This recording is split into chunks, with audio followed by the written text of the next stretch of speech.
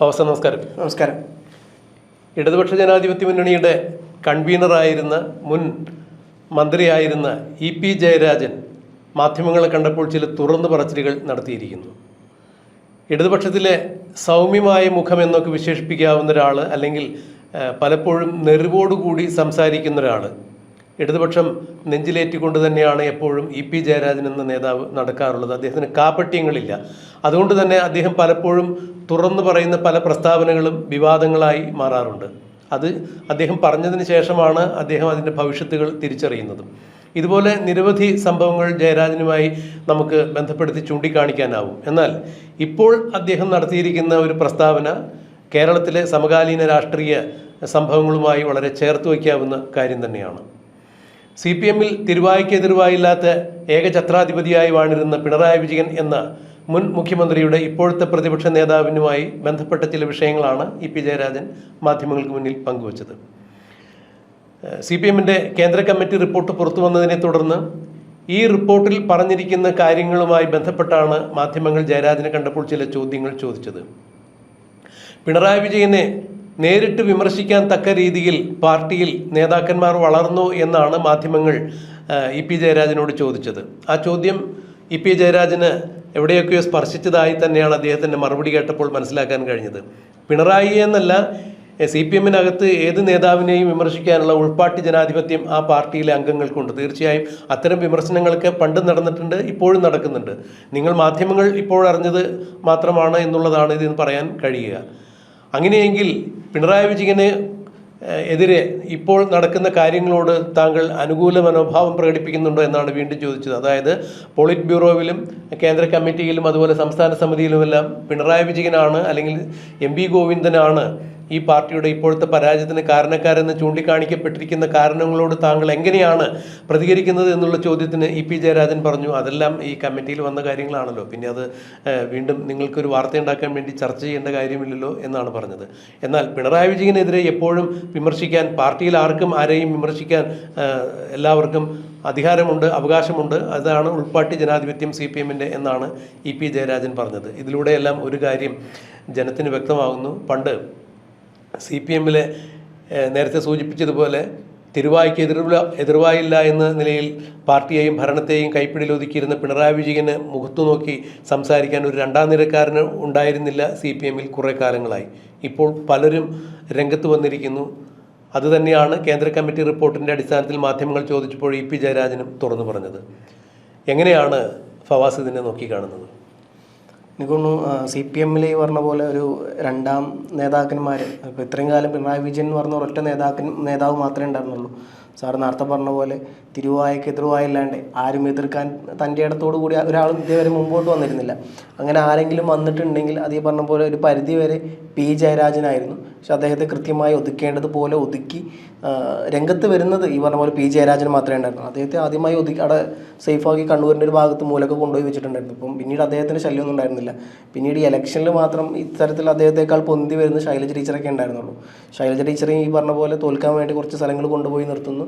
ആദ്യം ഷാഫി പറമ്പിലിനെതിരെ കൊണ്ടുപോയി നിർത്തുന്നു, പിന്നീട് KPCC പ്രസിഡന്റിന്റെ മണ്ഡലത്തിൽ കൊണ്ടുപോയി നിർത്തുന്നു, അവിടെയും തോൽപ്പിച്ച് അവരും കൃത്യമായി ഒതുക്കി. ഇതെല്ലാം CC എടുത്ത് പറഞ്ഞിട്ടുണ്ട്. ശൈല ടീച്ചറിന്റെ മണ്ഡലം മാറ്റിയത് പോലും തെറ്റായ നടപടിയാണെന്നുള്ളത് CC റിപ്പോർട്ടിൽ ചൂണ്ടിക്കാണിക്കപ്പെട്ടിട്ടുണ്ട്. ഒന്നുകൂടി ഞാനൊന്ന് പറയട്ടെ, ഫവാസിനെ ഇടപെട്ട് തടസ്സപ്പെടുത്തുന്നല്ല.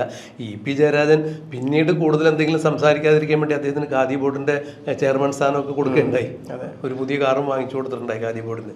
അപ്പം എന്നിരുന്നാൽ പോലും ഇത്തരത്തിൽ ഒതുക്കേണ്ടവരെ കൃത്യമായി ഒതുക്കിയിരുന്നു. അപ്പോൾ ഉൾപാർട്ടി ജനാധിപത്യം ഉണ്ട് എന്ന് അദ്ദേഹം പറഞ്ഞതിനോട് മീൻസ് അദ്ദേഹത്തിന് വേറെ നിവർത്തില്ലാത്തതുകൊണ്ട് അദ്ദേഹം പറയുന്നതായിരിക്കാം. എന്തെങ്കിലുമൊക്കെ പറഞ്ഞിട്ടായാലും പാർട്ടിയെ സംരക്ഷിക്കണമല്ലോ. പാർട്ടി ഇല്ലാണ്ടാക്കിയത് പിണറായി വിജയനാണ്. പക്ഷെ എന്നാലും അദ്ദേഹത്തിനെതിരെ പേരെടുത്ത് പരാമർശിക്കാൻ ഇപ്പോഴും ആരും ധൈര്യപ്പെടുന്നില്ല എന്നുള്ളത്. പക്ഷെ എന്നിരുന്നാൽ പോലും വലിയ തരത്തിലുള്ള മാറ്റം പാർട്ടിക്കുള്ളിൽ സംഭവിച്ചു. പേരെടുത്ത് പോയിങ്ങാണ്ട് ഉറക്കത്തിൽ സ്വപ്നത്തിൽ പോലെങ്കിലും പിണറായി വിജയനെതിരെ ഒന്നും സ്വപ്നം കാണാൻ പോലും ധൈര്യം ഉണ്ടായിരുന്നില്ല ഒരു പാർട്ടി നേതാക്കന്മാർക്കും. അത്തരത്തിൽ ആരെങ്കിലും കണ്ടു കഴിഞ്ഞാൽ അവർക്ക് ഈ പറഞ്ഞ പോലെ പിന്നീട് പാർട്ടിയിലൊരു എന്താ പറയുക ഒരു വിവരമില്ലാണ്ട് അല്ലെങ്കിൽ പാർട്ടിയിൽ സ്വന്തമായ ഒരു മേൽവിലാസമില്ലാണ്ട് തരത്തിലോട്ട് പാർട്ടി നീക്കുമായിരുന്നു. അപ്പം അതിന്റെ ഭാഗമായിട്ട് പല ഇല്ലാത്ത അവസ്ഥയിലേക്ക് മാറുമായിരുന്നു. അതെ, അദ്ദേഹത്തിന് ആരെതിർത്താലും അതിപ്പം ഈ പറഞ്ഞ പോലെ താഴെത്തട്ടിലാണ്, താഴെത്തട്ട് മുതൽ ഈ പറഞ്ഞ മേലെ കമ്മിറ്റി വരെയുള്ള ഈവൻ പോളിറ്റ് ബ്യൂറോയിൽ പോലും അദ്ദേഹത്തിനെതിരെ എതിർത്ത് കഴിഞ്ഞാൽ കൃത്യമായി അവർക്ക് ഒരു അഡ്രസ് ഇല്ലാത്ത രീതിയിൽ അവരെ കൊണ്ടുപോക്കി അദ്ദേഹം വെക്കുമായിരുന്നു. ഇപിയും വ്യത്യസ്തനല്ലല്ലോ ആ കാര്യത്തിൽ അല്ലേ. ഒരു തെരഞ്ഞെടുപ്പ് കാലത്താണുള്ള ഒരു വിവാദ പരാമർശങ്ങളൊക്കെ ഇ പി ജയരാജൻ പുറത്തുവിട്ടത്. മറ്റേ നമ്മുടെ ശോഭാ സുരേന്ദ്രനായിട്ട് ബന്ധപ്പെട്ടിട്ട് ബി ജെ പിയുടെ കേരളത്തിൻ്റെ ചുമതലയുള്ള പ്രകാശ് ജാവ്ദേക്കറെ കണ്ടതുമായി ബന്ധപ്പെട്ടിട്ടൊരു കാര്യം ഒരു ഉപതെരഞ്ഞെടുപ്പിൻ്റെ തൊട്ടു മുമ്പാണ്. അന്ന് പോളിംഗ് ബൂത്തിലേക്ക് ജനം പോകുന്ന സമയത്താണ് ഇ പി ജയരാജൻ അതേക്കുറിച്ചൊക്കെ സംസാരിക്കേണ്ടായത്. മാത്രമല്ല, ഈ പിണറായി വിജയൻ്റെ ഒന്നാം പിണറായി വിജയൻ സർക്കാരിൽ പിണറായി വിജയൻ്റെ ഏറ്റവും വിശ്വസ്തനായിട്ടുള്ള CPM കാരൻ ഇ പി ജയരാജൻ തന്നെയായിരുന്നു. പിണറായി വിജയൻ അമേരിക്കയിലേക്ക് ചികിത്സയ്ക്കിന് പോകുമ്പോൾ മുഖ്യമന്ത്രി സ്ഥാനം താൽക്കാലികമായി പതിച്ചു കൊടുത്തിരുന്നത് ഇ പി ജയരാജന് തന്നെയാണ്. അങ്ങനെയുള്ള വിശ്വാസ്യതയൊക്കെ ഉണ്ടായിരുന്നു. ഒരു കാലഘട്ടത്ത് ഈ പറഞ്ഞ പോലെ പിണറായി വിജയൻ ആരും വിശ്വാസമില്ലാത്ത കാലത്ത് പോലും കൃത്യമായ വിശ്വാസം ഉണ്ടായിരുന്നൊരു നേതാവായിരുന്നു ഈ ഇ പി ജയരാജൻ. പക്ഷെ ഇപ്പോൾ കാലങ്ങൾ മാറിയിരിക്കുന്നു.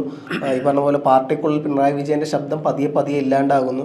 എന്തിനേറെ ഈ പറഞ്ഞ പോലെ KN ബാലഗോപാൽ അടക്കമുള്ള നേതാക്കന്മാർ നിയമസഭയിൽ ഈ പറഞ്ഞ പോലെ പിണറായി വിജയനെ ഊക്കി വിടുന്നു. അദ്ദേഹം പറയുന്നു, എണീറ്റ് എന്തെങ്കിലും ഒന്ന് പറയടോ എന്നുള്ള രീതിയിലുള്ള എന്തെങ്കിലും ഒന്ന് സംസാരിച്ചുകൂടെ. അത്തരത്തിലൊക്കെ എന്താ പറയുക, ഇത്രയും കാലം അങ്ങനെ പിണറായി വിജയൻ്റെ മുഖത്ത് നോക്കി അത്തരത്തിലൊരു ഗൗരവത്തോടു കൂടി ഒരു വാക്ക് പറയാൻ പോയിട്ട് മനസ്സിൽ വിചാരിക്കാൻ പോലും ധൈര്യമുള്ള നേതാക്കന്മാരുണ്ടായിരുന്നില്ല എന്നുള്ളതാണ് സത്യാവസ്ഥ. പക്ഷേ ഇപ്പം അതിൽ നിന്നെല്ലാം വലിയ തരത്തിലുള്ള മാറ്റങ്ങൾ വരുന്നു.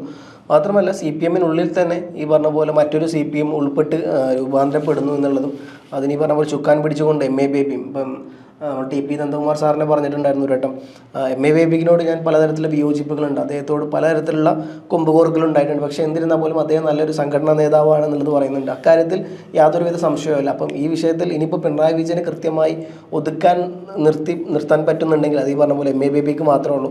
അതുകൊണ്ടാണ് MA ബേബി മുൻനിരയിൽ ഇറങ്ങി കളിക്കുന്നത്. അതിൻ്റെ പിന്നിൽ നിന്നുകൊണ്ട് P ജയരാജനും KK ശൈലജ അടക്കമുള്ള നേതാക്കന്മാരെല്ലാം രംഗത്തിറങ്ങുന്നതും ഇത്രയും കാലം നാളിതുവരെ കണ്ടിട്ടില്ലാത്ത രീതിയിൽ പോകുന്നു. അതിൻ്റെ ഒരു തുടർഫലനം എന്നോണമെന്നാണ് ഇ പി ജയരാജന്റെ ഇന്നത്തെ പ്രസ്താവന ഞാൻ കാണുന്നത്. കാരണം അത് തന്നെയാണ് ഫവാസെ, അത് തന്നെയാണ് അതിൽ നമ്മൾ കാണേണ്ട ഏറ്റവും വലിയൊരു കാര്യം. കാരണം ഇപ്പോൾ ഫവാസ് സൂചിപ്പിച്ച പോലെ ഇപ്പോൾ MA ബേബിയുടെ നേതൃത്വത്തിൽ, കേന്ദ്ര സെക്രട്ടറിയായ MA ബേബിയുടെ നേതൃത്വത്തിൽ ഇവിടെ പിണറായി വിജയനെതിരായിട്ടോ അല്ലെങ്കിൽ കേരളത്തിൽ CPM-നെ വീണ്ടെടുക്കുക എന്നുള്ള ഒരു ഉദ്ദേശത്തോടു കൂടി ഒരു അച്ചുതണ്ട് രൂപം കൊള്ളുന്നുണ്ട് എന്ന് വേണം ഇതിൽ നിന്ന് മനസ്സിലാക്കാൻ. അങ്ങനെ തന്നെയല്ലേ സ്വാഭാവികമായിട്ടും MA ബേബിന് അത് നേതൃത്വം കൊടുക്കുന്നത്. ഈ പറഞ്ഞ പോലെ മറ്റൊരു വശത്ത് ഈ പറഞ്ഞ പോലെ KK ശൈലജ അണിനിരക്കുന്നുണ്ട്. മന്ത്രി കളമശ്ശേരിയിൽ MLA മുൻ മന്ത്രി P രാജീവ് അടക്കം ബാക്ക്ഗ്രൗണ്ടിലുണ്ട്.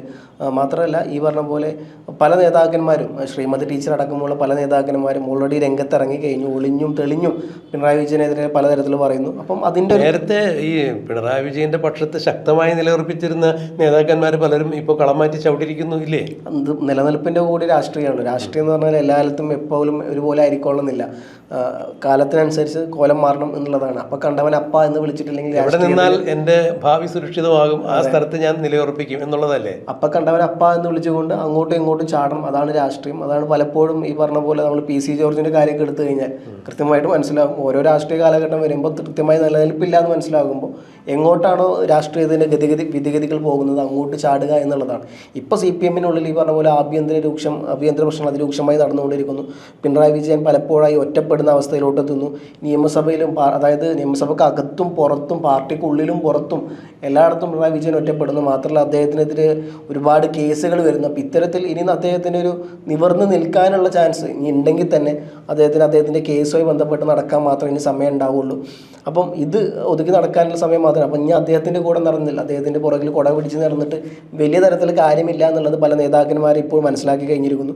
അതിൻ്റെ ബാക്കിയായിട്ടാണ് ഇത്തരത്തിൽ അവർ സമാന്തര ഗ്രൂപ്പുകൾ ഉണ്ടാവുന്നതും അതിന് ഇത്തരത്തിൽ പല നേതാക്കന്മാരും പിണറായി വിജയനെ എതിർത്തുകൊണ്ട് ആദ്യമൊന്നും ഈ പറഞ്ഞ പോലെ പത്രമാധ്യമങ്ങളിൽ പോയി എങ്ങാണ്ട് പാർട്ടിക്കുള്ള ഉൾപാർട്ടി ജനാധിപത്യം എന്ന് പേരിട്ടിട്ടുള്ള സദസ്സിൽ പോലും പിണറായി വിജയനെതിരെ പേരെടുത്ത് പറയാൻ ആർക്കും തൻ്റെ ഇടം ഉണ്ടായിരുന്നില്ല എന്നുള്ളത് തന്നെയാണ് സത്യാവശ്യം. ഇപ്പോൾ കാലം മാറുന്നു, പാർട്ടിക്കുള്ളിലല്ല പുറത്ത് വന്നെങ്ങാണ്ട് മാധ്യമങ്ങൾക്ക് മുമ്പിൽ നിന്ന് കാര്യങ്ങളെല്ലാം പറയുന്നു.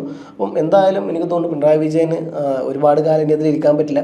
ഇ പി ജയരാജൻ അടക്കമുള്ള നേതാക്കന്മാരുടെ ഈ പ്രസ്താവന കൂട്ടി വായിക്കേണ്ടത് പിണറായി വിജയൻ പാർട്ടിക്കുള്ളിൽ ഈ പറയപ്പെട്ട പോലെ ചോദ്യപ്പെടാത്ത നേതാവായി വരുന്ന ഒരു കാലഘട്ടം ഉണ്ടായിരുന്നു. പക്ഷേ ഇപ്പോൾ അങ്ങനെയല്ല അവസ്ഥ എന്നുള്ളതും അതിൻ്റെ ഭാഗമായിട്ടാണ് ഇ പി ജയരാജനടക്കം ഇപ്പോൾ രംഗത്ത് വരുന്നത് എന്നുള്ളത് കൂടിയാണ് ഞാൻ കാണുന്നത്.